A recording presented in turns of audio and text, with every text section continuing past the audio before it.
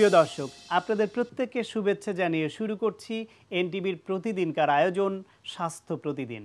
আপনাদের সঙ্গে আছি আমি ডাক্তার সাখাওয়াত হোসেন। প্রিয় দর্শক, আজকের এই অনুষ্ঠানে আমরা আলোচনা করব ক্রিটিক্যাল কেয়ার মেডিসিনে রোগীর চিকিৎসা নিয়ে। এ বিষয়ে কথা বলবার জন্য আমাদের সঙ্গে স্টুডিওতে উপস্থিত আছেন একজন মেডিসিন ও ক্রিটিক্যাল মেডিসিন বিষয়ের বিশেষজ্ঞ। চলুন দর্শক, আমরা অনুষ্ঠানের শুরুতেই পরিচিত হয়ে নেই আজকের অতিথির সঙ্গে। ডাক্তার মহিউদ্দিন আহমেদ ১৯৭৭ সালের অক্টোবরে চট্টগ্রাম জেলায় জন্মগ্রহণ করেন। তিনি ২০০২ সালে বগুড়া মেডিকেল কলেজ থেকে এমবিবিএস ডিগ্রি অর্জন করেন। এরপর তিনি চিকিৎসা বিজ্ঞানে উচ্চতর এফসিপিএস ডিগ্রি লাভ করেন। বর্তমানে তিনি বাংলাদেশ স্পেশালাইজড হাসপাতালের মেডিসিন ও আইসিইউ বিভাগের কনসালটেন্ট হিসেবে কর্মরত আছেন। আপনাকে আমন্ত্রণ আমাদের অনুষ্ঠানে। ধন্যবাদ। এই যে মেডিসিন, এর সঙ্গে অনেক রকমের নাম যুক্ত দেখতে পাই আমরা। Medicine, internal medicine, physical medicine, community medicine, আবার critical care medicine. Critical care medicine মানে কি এবং এর আওতায় কোন রোগীগুলি বা কাদের চিকিৎসা দিয়ে থাকেন? চিকিৎসা শাস্ত্রে আপনি ঠিকই বলেছেন, চিকিৎসা শাস্ত্রের অনেকগুলো বিষয় আছে, যেমন তার মধ্যে ক্রিটিক্যাল কেয়ার মেডিসিনেরই একটা শাখা, যেখানে আসলে ক্রিটিক্যালি ইল কিংবা মুমূর্ষু রোগীদের পরিচর্যার জন্য যে বিষয়গুলো ক্রিটিক্যাল কেয়ার মেডিসিনেই মূলত ডিল করা হয়।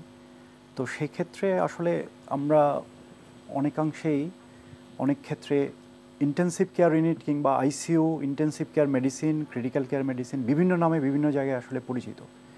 তো আমাদের রোগীরা যখন অসুস্থ হন এবং অসুস্থতার একটা পর্যায়ে যদি অনেক সময় দেখা যায় মুমূর্ষু অবস্থায় চলে যান, তখন আসলে ক্রিটিক্যাল কেয়ার মেডিসিনের ভূমিকা নেওয়ার বিষয় চলে আসে। আরেকটা বিষয়, অনেক সময় রোগী প্রথমেই যখন ইমার্জেন্সিতে যায় তখনই আসলে ক্রিটিক্যাল কেয়ার মেডিসিনের যে পার্টটা যেটা তখনও অনেক সময় শুরু হয়ে যায়। তার মানে আসলে ইমার্জেন্সি মেডিসিনও একটা বিষয়, যেটার সাথে ক্রিটিক্যাল কেয়ার মেডিসিনও একটা পাশাপাশি একটা জড়িত একটা বিষয়। ক্রিটিক্যাল কেয়ার মেডিসিনের যে একটা বিষয়, এই বিষয়টা আসলে আমাদের দেশে যদিও খুব বেশি দিনের না, কিন্তু সারা পৃথিবীতেই এটা আলাদা একটা স্পেশালিটি হিসেবে পরিচিত। আমাদের দেশেও এই বিষয়টা এখন একাডেমিকভাবে পোস্ট গ্রাজুয়েশন হচ্ছে এবং অনেকে বেরোচ্ছে, এবং এই বিষয়গুলো আমরা যাতে রোগীদের যথাযথ চিকিৎসা দেওয়া যায় সেভাবে অনেক উন্নত হচ্ছে। তো ক্রিটিক্যাল কেয়ার মেডিসিন আসলে শরীরের বিভিন্ন অঙ্গ প্রত্যঙ্গ যখন ঠিকভাবে কাজ করতে পারে না, স্বাভাবিক কাজকর্ম করতে পারে না, তখনই ক্রিটিক্যালি ইল হয়ে যায়, তখনই আসলে ক্রিটিক্যাল কেয়ার মেডিসিনের রোলটা চলে আসে। তো একটু ক্লিয়ার হয়ে নেই যে আইসিইউ শব্দটার সঙ্গে, কথাটার সঙ্গে আমরা অনেকখানি পরিচিত। ক্রিটিক্যাল কেয়ার মেডিসিন এবং আইসিইউ এই দুটোর রিলেশনটা কি? এই ক্রিটিক্যালি ইল পেশেন্টদেরই আসলে ইন্টেন্সিভ কেয়ার দরকার হয়। দ্যাট ইজ, আমরা যেটা বলি মুমূর্ষু রোগীদের নিবিড় পরিচর্যার দরকার হয়। এই নিবিড় পরিচর্যার বিষয়টাই হচ্ছে আসলে ইন্টেন্সিভ কেয়ার। আর যে জায়গায় আসলে নিবিড় পরিচর্যা দেওয়া হয় সেটাই ইন্টেন্সিভ কেয়ার ইউনিট। এই ইন্টেন্সিভ কেয়ার ইউনিটটাই হচ্ছে ক্রিটিক্যাল কেয়ার মেডিসিনেরই একটা পার্ট। আমরা এখানেই এই ক্রিটিক্যালি ইল রোগীদেরকে আপনারা মেডিসিনাল যেই ম্যানেজমেন্টগুলি করেন সেটা হচ্ছে ক্রিটিক্যাল কেয়ার মেডিসিনের অংশ। রাইট। এই ক্ষেত্রে তাহলে আইসিইউ বলতে আমরা সাধারণ অর্থে আমরা বুঝি যে ওইখানে তাকে ইন্টিউবেশন করার দরকার হয়, তার ভেন্টিলেশন দেওয়ার দরকার হয়, অনেক মনিটরিংও করে থাকেন। সেখানে একজন অ্যানেস্থেসিওলজিস্ট এবং ক্রিটিক্যাল কেয়ার মেডিসিন স্পেশালিস্ট, আপনাদের উভয়ের রোলটা আসলে এখন ক্রিটিক্যাল কেয়ার মেডিসিনটা আলাদা একটা স্পেশালিটি। পূর্বে দেখা যেত অনেকে অ্যানেস্থেসিয়া ব্যাকগ্রাউন্ডে কাজ করার পরে আইসিইউ এক্সপিরিয়েন্স নিয়ে আইসিইউতে কাজ করতো, কিংবা ইন্টারনাল মেডিসিনের ব্যাকগ্রাউন্ড নিয়ে অনেকে আইসিইউতে কাজ করতো। তো এখন আলাদা একটা স্পেশালিটি হিসেবে এটা গ্রো হচ্ছে আমাদের দেশে। তো সেই ক্ষেত্রে আসলে ক্রিটিক্যালি ইল পেশেন্টদের যেই বিষয়টা চিন্তা করা হয়, যেমন শরীরের বিভিন্ন অঙ্গ, বিশেষ করে মস্তিষ্ক থেকে শুরু করে ফুসফুস কিংবা হৃৎপিণ্ড কিংবা কিডনি, বিভিন্ন অঙ্গ যখন অ্যাফেক্টেড হয়, সেই রোগীদের নিবিড় পরিচর্যার জন্য ক্লোজ মনিটরিং সিস্টেম যেমন থাকে আইসিইউতে, ঠিক সেরকম অর্গানগুলো যখন স্বাভাবিক কাজ করতে পারে না তখন তাদেরকে সাপোর্ট দিতে হয়। যেমন ফুসফুস যদি ঠিকমতো কাজ করতে না পারে তখন ভেন্টিলেটর সাপোর্ট দেওয়া হয়। ঠিক সেরকম অনেক সময় দেখা যায় ব্লাড প্রেশার ঠিকমতো মেনটেন করতে পারছে না, তখন ব্লাড প্রেশার ওঠানোর জন্য ওষুধ দেওয়া হয়, কিডনি যদি কাজ করতে না পারে অনেক সময় ডায়ালাইসিস দেওয়া হয়। এভাবে আলাদা আলাদা একটা অর্গান যখন কাজ করতে পারে না, তখন আমরা অনেক সময় এই রোগীগুলোকে অনেক সময় এইচডিইউ বলি, যেটাকে আসলে আইসিইউর একটু নিচু স্তরের কেয়ার, হাই ডিপেন্ডেন্সিউর যেটাকে বলা হয়। বাট যখন একের অধিক অঙ্গ যখন কাজ করে না, কিংবা শুধুমাত্র যদি ফুসফুসও কাজ করতে না পারে, তখনও আমরা আইসিইউতে পেশেন্টকে কেয়ার দেওয়ার জন্য নিয়ে যেতে বলি। তো সেই ক্ষেত্রে আসলে আইসিইউতে নিবিড় পরিচর্যার পাশাপাশি যে জিনিসটা যেটারই একটা অংশ হিসেবে ক্লোজ মনিটরিং করার জন্য অনেক ধরনের টিউবস, অনেক মনিটর লাইন, বিভিন্ন ধরনের জিনিসপত্র যেমন থাকে, ঠিক এখানে একটা ডেডিকেটেড টিম থাকে, ডক্টর, সিস্টার্স, নার্স, ব্রাদার্স, এদের একটা টিম থাকে। তারা এই রোগীদের, যেমন আপনি একটু আগে বলছিলেন যে ইনটিউবেশন করা, আসলে একটা শ্বাসনালীতে নল দিয়ে শ্বাস প্রশ্বাস নেওয়ার জন্য মেশিনের সাহায্য দেয়া, ঠিক সেরকম অনেক সময় শিরা কিংবা ধমনির মধ্যেও বিভিন্ন ধরনের লাইন এবং টিউবস দিয়ে কন্টিনিউয়াস মনিটরিং করার জন্য এই জিনিসগুলো করা হয়।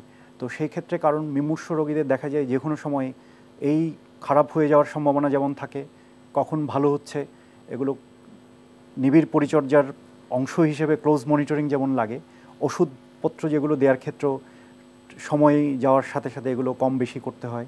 তো সেই ক্ষেত্রে আসলে এইটা একটা আলাদা একটা স্পেশালিটি হিসেবে গ্রো হচ্ছে। এখানে যারা কাজ করছে এখন, তারা দেখা যাচ্ছে কেউ মেডিসিন ব্যাকগ্রাউন্ডেরও যেমন ছিল আগে, অ্যানেস্থেশিয়া ব্যাকগ্রাউন্ডের ছিল, বাট এখন এটা আলাদা একটা স্পেশালিটি হিসেবে গ্রো হচ্ছে। এবং আমাদের দেশে যদিও এখনও পর্যন্ত স্কিল্ড ম্যান পাওয়ারের অভাব রয়েছে, এবং এর সাথে বিভিন্ন ধরনের কিছু খারাপ উপসর্গও যোগ হয়েছে, যেগুলো আসলে আমি বলবো অনেক ক্ষেত্রে স্বাস্থ্য মন্ত্রণালয় কিংবা অন্যান্য যাদের দেখাশোনা করার দায়িত্ব ছিল, সেক্ষেত্রে এদের নজরদারির বাইরে গিয়ে অনেকে দেখা যাচ্ছে শুধুমাত্র টাকা উপার্জনের জন্য অনেকে আইসিইউ খুলে বসে আছে। সেই অভিযোগ অনেক জায়গায় আছে, সেটা ভিন্ন প্রসঙ্গ। আর একটু জানতে চাইবো যে একজন রোগী যখন আইসিইউতে দেয়া হয়, রোগীর লোকরা বা অ্যাটেন্ডেন্ট যারা থাকেন, তারা অনেকটা অন্ধকারের মধ্যে থাকেন, তাদেরকে বিশ্বাস করে ওইখানে রোগীটা রাখতে হয়। ফলে আপনারা ভেতরে যা করবেন তার উপর যেই খবর দেবেন সেই আস্থার ভিত্তিতেই চলতে হয়।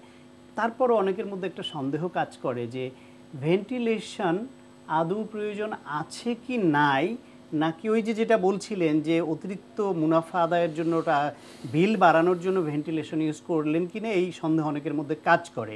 আপনি একটু ক্লিয়ার করবেন কি একজন রোগীর আসলে ভেন্টিলেশনটা কখন দরকার এবং এটা কতটা জরুরি? আচ্ছা, ভেন্টিলেশন আসলে দেওয়ার যে বিষয়গুলো, এগুলো ক্লিন কাট কিছু ইন্ডিকেশন থাকে। এখন যেটা হচ্ছে, আপনার কেউ আসলে এর বাইরে প্র্যাকটিস করার কথা না। যেমন তার যদি রক্তে অক্সিজেনের মাত্রাটা যদি বিপজ্জনক পর্যায়ে চলে যায়, তারপরে অনেক সময় দেখা যায় আমরা শ্বাসের মাধ্যমে যেমন অক্সিজেন নিই, কার্বন ডাইঅক্সাইডটা বের করে দিই, অনেক ক্ষেত্রে দেখা যায় কার্বন ডাইঅক্সাইডের মাত্রাটাও রক্তে খুব একটা স্বাভাবিক মাত্রার চেয়ে অনেকাংশে যদি বেশি হয়ে যায়, তো এটার বাইরেও, ফুসফুসের এই সমস্যার বাইরেও অনেক সময় দেখা যায় অন্যান্য কারণেও ফুসফুসকে প্রোটেক্টেড রাখার জন্য এই শ্বাসনালীতে নল দিয়ে মেশিনের সহায়তা নিতে হয়।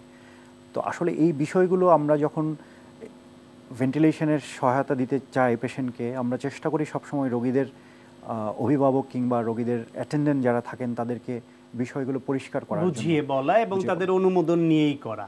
এবং আরেকটা বিষয় সেটা হচ্ছে আসলে অনেকাংশেই অনেক রোগী কিন্তু সুস্থ হয়ে চলে যায়। তো এই জিনিসগুলো আমাদের কিছুটা ইনফরমেশন পাওয়ার গ্যাপ এবং ইনফরমেশন দেওয়ার গ্যাপ থেকে যায়, অনেক সময় শেয়ারিং হয় না। এই যে এই কথাটা যে আপনি বললেন, অনেক সময় রোগী ভালো হয়েও চলে যায়, তার মানে কি? অনেকের মধ্যে এই ধারণাটা জন্মে যায় যে রোগীকে একবার মেশিনে দিলে, মানে ভেন্টিলেশনে দিলে, সেই রোগী আর ব্যাক করে না। এই ধারণার ভিত্তিটা কি এবং এটা কতখানি অমূলক? এটা আসলে পুরোপুরি একটা ভুল ধারণা। এটা একটা হতে পারে আমাদের জানার ঘাটতি থাকার জন্যই আসলে এই ধারণাটা জন্ম। কারণ আমরা যদি জানতাম, আমাদের এই স্পেশালিটিটা গ্রো করেছে খুব বেশি দিন হয়নি। আমরা আইসিইউ সাপোর্ট নেওয়ার মতো অ্যাফোর্ডেবিলিটিও খুব বেশি মানুষের আছে তা না। তো খুব কম সময়েই আমরা আসলে, এই সময়টা এখনও বেশি বলা যাবে না। তো সেই ক্ষেত্রে আসলে এখানে প্রচারণার একটা বিষয় আছে, যে এটা মানুষজনকে জানানোর একটা বিষয় আছে। আমরা কেন লাইফ সাপোর্ট যেটাকে বলি, যে ভেন্টিলেশন সাপোর্ট, এটা দেয়া লাগবে কিংবা এটা দিলে কি হতে পারে, এবং অনেক মানুষ যে এটা পাওয়ার কারণে ভালো হয়ে যাচ্ছে, সেই জিনিসটা আসলে জানা না থাকার কারণেই হয়তো এই ভুল ধারণাটা জন্ম নিতে পারে। আবার এটাও হতে পারে যে আমার পরিবারের যদি কেউ আইসিইউতে গিয়ে থাকে এবং তার পরিণতি যদি স্বাভাবিক পরিণতিটা না হয়ে যদি মৃত্যু হয়ে থাকে, তখন হয়তো আমরা সেটাই জেনে থাকি যে না, আইসিইউতে যাওয়া মানেই হচ্ছে তার ফিরে না আসা। কিন্তু আসলে তো তার জীবন রক্ষায় সহায়তা করার জন্যই আইসিইউ, এবং চিকিৎসকরা নৈতিকভাবে ওই সমর্থনটা দেওয়ার জন্যই সর্বতোভাবে চেষ্টা করেন। ভুল বুঝাবুঝি যেটুকু, সেটা অনেক নিছকই ভুল বুঝাবুঝি। আর কেউ যদি এর বাইরে অনৈতিক কিছু করে থাকেন, এটা উচিত না, তারপরও এটা আইসিইউর দোষ না, ওই ব্যক্তির দোষ। ডেফিনেটলি এটা আসলে আমাদের এখানে যে খুব বেশি হয় তা না, সবাই আসলে খুব একটা নৈতিক অবস্থান থেকে রোগীকে ভালো করার জন্যই চিকিৎসকরা চিকিৎসার চেষ্টা করেন। কিন্তু যে বিষয়গুলো হয় অনেক সময় আমাদের যে স্কিল্ড ম্যান পাওয়ার না থাকা কিংবা ডেডিকেটেড আইসিইউ টিম না থাকা, যে ICU doctor, sister, nursing staff ওই হসপিটালের জন্য অনেক ক্ষেত্রে দেখা যাচ্ছে শুধুমাত্র 5টা বেড নিয়ে একটা আইসিইউ খুলে বসলো, তাদের অন্যান্য কোনো সাপোর্টে নাই। সেই জিনিসগুলো আসলে দেখার দায়িত্ব আসলে আলাদা। আমাদের দেশে কিছু বিভাগ আছে, তারা দেখভাল করবেন, নিশ্চয়ই তারা দেখবেন, এবং এটা আমরা ওভারকাম করছি ডে বাই ডে। ইনশাল্লাহ এখান থেকে আমাদের উত্তরণ হবে। আশা করছি আমাদের রোগীদের যে ভুল ধারণা আছে সেগুলি ভেঙে যাবে। আপনাকে অনেক ধন্যবাদ। ধন্যবাদ আপনাকে। প্রিয় দর্শক, আমরা শুনছিলাম ক্রিটিক্যাল কেয়ার ম্যানেজমেন্ট, একজন রোগীর ওইখানে তার ক্রিটিক্যাল কন্ডিশনে কি ম্যানেজ করা হয়, কিভাবে ম্যানেজ করা হয়, সে বিষয়ে কিছু প্রয়োজনীয় তথ্য। আশা করি আপনাদের কাজে লেগেছে। দর্শক, অনুষ্ঠানের এ পর্যায়ে ছোট্ট একটা বিরতি নিচ্ছি, আমাদের সঙ্গেই থাকুন। প্রিয় দর্শক, বিরতির পর আবারও আমন্ত্রণ স্বাস্থ্য প্রতিদিন অনুষ্ঠানে। দর্শক, এখন আপনাদের জন্য রয়েছে নিয়মিত আয়োজন সুস্থ দেহ সুস্থ মন। আজকে আমরা দেখাবো অ্যাবজের একটা মুভমেন্ট, এটাকে আমরা ফোকাস করবো অবলিক্সকে। তবে এক্সারসাইজটা মানে কম্পেয়ার যে অন্যান্য এক্সারসাইজ যদি কম্পেয়ার করি তাহলে জিনিসটা খুব ইজি। এটা যে কেউ বাসাতেও আপনি এক্সারসাইজটা করতে পারবেন। এই জন্য যে প্রয়োজন পড়বে শুধুমাত্র একটা ডাম্বল, এবং যখন আপনি সময় পান, যখন আপনি মনে করবেন আপনার বডি একটু রেডি, তখনই যদি আপনি এক্সারসাইজটা করেন, আপনি এটা থেকে ভালো একটা বেনিফিট আপনি পাবেন। আর মেয়েরাও এক্সারসাইজটা যদি করে পিক আপ করে ভালো সুবিধা পাবে, কারণ এক্সারসাইজটার ভিতরে কোনো কমপ্লিকেশনস নেই, খুব ইজিলি এক্সারসাইজটা আপনি করতে পারবেন। এখন দেখবেন যে এক্সারসাইজটা আমরা কীভাবে করবো। ওকে সাদা, একটা নেবেন, ডাম্বল নেবেন। ধরুন আপনি যদি ডান হাতে নেন তাহলে ফোকাস করবেন আপনার বাঁ দিকে যাবে না। খেয়াল করবেন যে পিটি যখন করতাম আমরা এই বেলায়, ছোটোবেলায় স্কুলে, সেই ধরনের একটা মুভমেন্ট কিন্তু এখানে করে আসবে, চলে আসবে। এক্সারসাইজটা খুবই ইজি, কিন্তু খেয়াল করবেন হাঁটু আপনি কিন্তু ভাঙবেন না। হাঁটু না ভেঙে যতটুকু আপনি যেতে পারে, যত ফ্লেক্সিবিলিটি আপনার আছে ততটুকু আপনি ইউজ করবেন। ওভার স্ট্রেনিং করবেন না। অনেকে দেখা যাবে যে আমি যেহেতু বললাম যে হাঁটু ভাঙবেন না, এই জন্য কোমর থেকে প্রেশার দেবেন, এটা দেবেন না, তাহলে কিন্তু কোমরে ব্যথা হয়ে যাবে। জিনিসটা ফোকাস করবেন আপনার পেট দিয়ে, মুভমেন্টটা হবে পেটের মাসলটাকে কন্ট্রাকশন করবেন, তখন মুভমেন্টটা হবে, কিন্তু পিছন থেকে হবে না। আপনার ইয়ের থেকে কোনো মুভমেন্ট হবে না, কোমর থেকে কোনো মুভমেন্ট হবে না, আপনার ইয়ের থেকে কোনো মুভমেন্ট হবে না, পা থেকে কোনো মুভমেন্ট হবে না। পা অথবা কোমর থেকে যদি মুভমেন্ট হয় তাহলে আপনার ইনজুরি হবে। এখন দেখেন যে কীভাবে এক্সারসাইজটা আমরা করছি। ইয়েস, যখন সে যাচ্ছে নিঃশ্বাস ছাড়বে, যখন উঠবে নিঃশ্বাস নিবে, ছাড়বে নিবে, ছাড়বে নিবে। যখন সে যাচ্ছে সে কিন্তু স্ট্রেট নিচের দিকে যাচ্ছে না, সে একটু অ্যাঙ্গেল হয়ে যাচ্ছে। অ্যাঙ্গেলের রিজনটা হচ্ছে তার অ্যাবজেরও হবে, এটা হবে, কাজটা হবে, এর সাথে কাজটা হবে অবলিক্সে। ইয়েস, ওকে। এটা খুবই ইজি একটা মুভমেন্ট। অন্যান্য অ্যাবসের যে সমস্ত মুভমেন্টগুলো খুবই একটু কমপ্লিকেটেড এবং হার্ড, কিন্তু এক্সারসাইজটা খুব ইজিলি কিন্তু আপনি করতে পারবেন। ওই হাতে করো, okay go. Yes, very easy exercise. অন্য এই এক্সারসাইজ করতে আপনার কোনো জায়গায় শুই করতে হবে না, শুতে হবে না, কোনো দরকার নেই, প্রিপারেশন দরকার নেই। জাস্ট একটা ওয়েট নিয়ে আপনি এই মুভমেন্টটা 10 করলে, 20 বার করে করলেই যথেষ্ট। ওকে, ওকে, খেয়াল রাখবেন যে এইটা যে করলেন, মানে মুভমেন্টটা করলেন, এটা কোনো এক্সারসাইজ প্রোগ্রামের সাথে আপনাকে করানোর কোনো প্রয়োজন নেই। যে আপনি এক্সারসাইজ করার পরে যখন আপনি অ্যাবজে এক্সারসাইজ করবেন তখন যে করতে হবে এমন কোনো কথা নেই। এটা যে কোনো সময় যে কোনো জায়গাতেই আপনি এক্সারসাইজটা করতে পারবেন। আর যেহেতু এটার জন্য কোনো অ্যাপারেটাস করার প্রয়োজন নেই, আপনি বাসাতেও জাস্ট একটা ডাম্বেল দিয়ে এক্সারসাইজটা করতে পারবেন। প্রিয় দর্শক, আমরা জানি ডাবের পানি শুধু সুপেয় নয়, এটি অত্যন্ত পুষ্টিকর এবং প্রয়োজনীয়। চলুন একজন পুষ্টিবিদের কাছ থেকে শুনি ডাবের পানির কি কি গুণ রয়েছে। ডাব আমাদের দেশের অতি পরিচিত একটি ফল। ডাবের পানি পান করেন না এমন লোক খুঁজে পাওয়া ভার। ডাবে রয়েছে পর্যাপ্ত পরিমাণে সোডিয়াম ক্লোরাইড এবং অন্যান্য প্রয়োজনীয় খনিজ উপাদান। ডাবে উচ্চমাত্রায় পটাশিয়াম রয়েছে। এই উচ্চমাত্রা পটাশিয়াম থাকার কারণে বমি হলে আমাদের শরীর থেকে যে প্রয়োজনীয় খনিজ উপাদানটা বের হয়ে যায়, ডাব তা ঘাটতি পূরণ করতে সহায়তা করে। এ কারণে বমিটিং, ডায়রিয়া এবং তীব্র গরমে ডাব উল্লেখযোগ্য পানীয় হিসেবে ব্যবহৃত হয়ে থাকে। ডাবে যে পরিমাণ পটাশিয়াম রয়েছে তা যে কোনো পটাশিয়াম ইলেকট্রোলাইট ইনব্যালেন্স রোগীদের ক্ষেত্রে উল্লেখযোগ্য সহায়তা হিসেবে পালন করে থাকে। ডাবের মধ্যে পর্যাপ্ত খনিজ লবণ থাকার কারণে যে কোনো বয়সের মানুষ, বিশেষ করে শিশু থেকে বয়োবৃদ্ধ পর্যন্ত সহজেই তা গ্রহণ করতে পারেন। ডাবের পটাশিয়াম থাকার কারণে তা আমাদের ব্লাড প্রেশার নিয়ন্ত্রণে গুরুত্বপূর্ণ ভূমিকা পালন করে থাকে। ডাব আমাদের দেহকোষগুলোকে সতেজ ও সজীব রাখতে সাহায্য করে, রক্ত চলাচলকে বাড়িয়ে দেয় এবং বিশুদ্ধ অক্সিজেন সরবরাহ বাড়ায়। ফলে ত্বকের প্রতিটি কোষ হয়ে ওঠে প্রাণবন্ত। অনেকের ধারণা ডাব ডায়াবেটিক রোগীরা খেতে পারবে না, কিন্তু ধারণাটি মোটেও সত্যি নয়। ডাবে কোনো চর্বি বা কোলেস্টেরল না থাকার কারণে ডায়াবেটিক রোগীরা অতি সহজেই এটি গ্রহণ করতে পারবেন। কিন্তু উচ্চমাত্রার পটাশিয়াম থাকার কারণে অনেক কিডনি রোগী বা দীর্ঘদিন ধরে যারা কিডনির বিভিন্ন রোগে আক্রান্ত, ডায়ালাইসিস চলছে, এই ধরনের রোগীরা ডাবের পানি গ্রহণ করতে পারবেন না। কারণ পটাশিয়াম থাকার কারণে কিডনি নেফ্রাইটিসের উপরে এই পটাশিয়াম জমা হয়ে চাপ বাড়াবে, ফলে শরীর থেকে বর্জ্য পদার্থগুলো নিষ্কাশনে বাধা পাবে।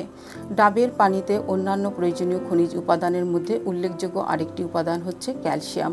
এই ক্যালসিয়াম আমাদের হাড়ের গঠনকে মজবুত করে রাখে, যা আমাদের ত্বক, চুল ও নখের সুস্থতা বজায় রাখতেও সাহায্য করে।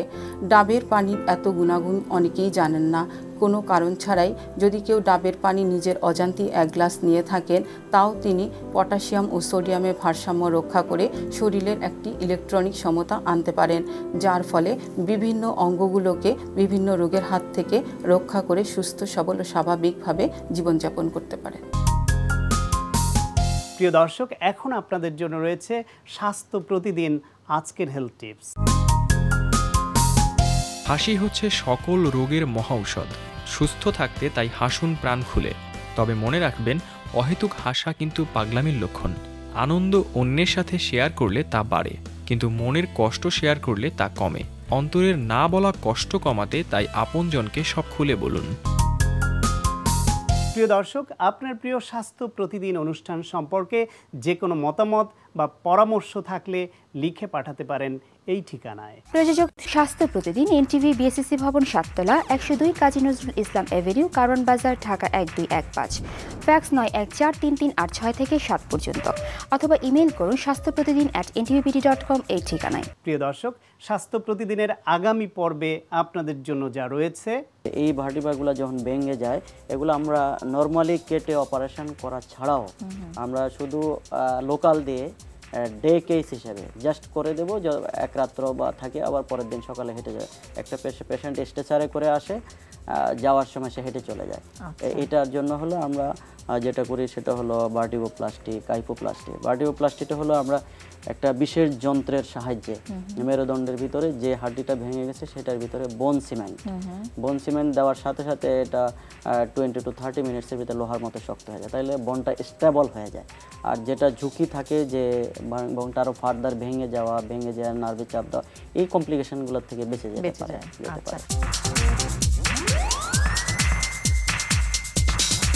প্রিয় দর্শক, বিশ্বের যে কোনো প্রান্ত থেকে যে কোনো সময় এনটিভিতে সম্প্রচারিত আপনার প্রিয় স্বাস্থ্য প্রতিদিন অনুষ্ঠান দেখার জন্য ভিজিট করুন আমাদের পূর্ণাঙ্গ ওয়েব পোর্টাল www.ntvbd.com।